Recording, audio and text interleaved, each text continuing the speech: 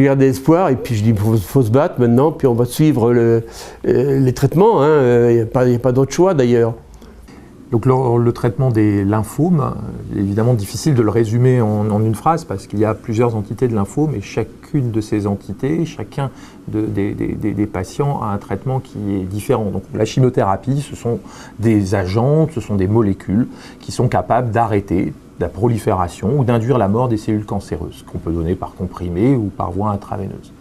C'est venu se rajouter à cette chimiothérapie qu'on va dire un peu classique, les anticorps monoclonaux. Dans certains types de lymphomes, pas dans tous encore une fois. Les anticorps monoclonaux et particulièrement l'anticorps ciblant une protéine qu'on appelle le CD20, la molécule s'appelle le rituximab, a vraiment changé la prise en charge des lymphomes depuis plus de 10 ans maintenant. Et on associe en fait souvent les deux. D'un côté, la chimiothérapie, les anticorps monoclonaux, et puis après, un groupe mais très hétérogène, on va appeler les nouvelles molécules, même si derrière, il y a beaucoup de molécules différentes. Ce qui est surtout intéressant dans ces nouvelles molécules, c'est qu'elles ont été particulièrement travaillées pour avoir une action plus spécifique au niveau de la cellule cancéreuse. Et pour faire un petit peu simple, de pouvoir aller au talon d'Achille de la cellule, à des endroits où cette cellule a du mal à résister au traitement. Ce qui donnait de l'espoir quand même, c'est que les médecins avaient toujours de nouveaux médicaments à proposer, un nouveau traitement à proposer, et notamment sur le forum, etc., je voyais des gens qui avaient eu de multiples traitements et qui s'en sortaient, donc ça donnait de l'espoir par rapport à ça.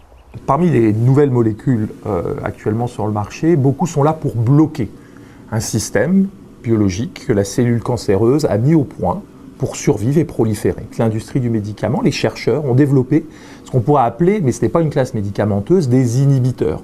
C'est-à-dire des molécules, souvent d'administration orale, mais pas seulement, peuvent être d'administration intraveineuse, qui vont venir bloquer, inhiber, d'où le nom de ces molécules, des voies essentielles à la survie. Tout le monde connaît la chanson de Boris Vian sur les bombes atomiques. Le plus important avec un inhibiteur, c'est pas la portée de la bombe, pour reprendre l'image de la chanson, c'est l'endroit où elle tombe. L'endroit où elle tombe, c'est exactement ça un inhibiteur. Ça essaye de tomber au bon endroit, là où il faut, pour éviter de tout détruire, mais détruire exactement ce qu'il faut. Et bon, ce traitement s'est très bien passé. J'ai eu quelques douleurs articulaires, mais pas de nausées. C'est un traitement novateur. La nouveauté, elle est dans la précision de ces traitements, plus que dans leur mode d'action. La chimiothérapie est capable d'empêcher la prolifération. La chimiothérapie induit la mort des cellules. Les inhibiteurs, eux, essayent d'être plus spécifiques pour éviter, mais l'évitent-on aussi, ce qu'on pourrait appeler les effets collatéraux, les effets secondaires, et pour être plus spécifiques et faire plus mal à la cellule tumorale pour mieux la combattre.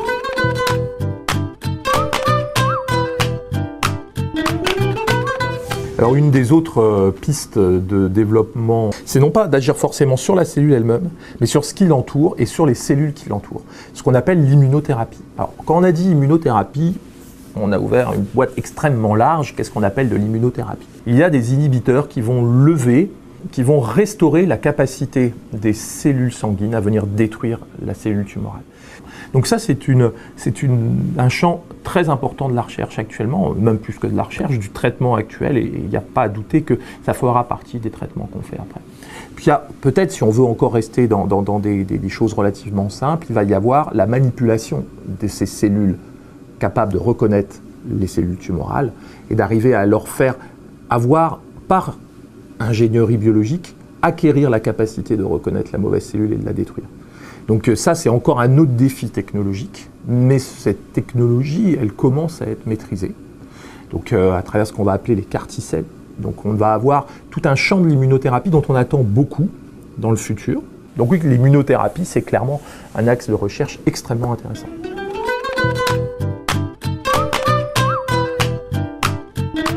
Ça s'est passé, je dirais pas bien, parce que j'ai perdu le goût pendant au moins 8 jours.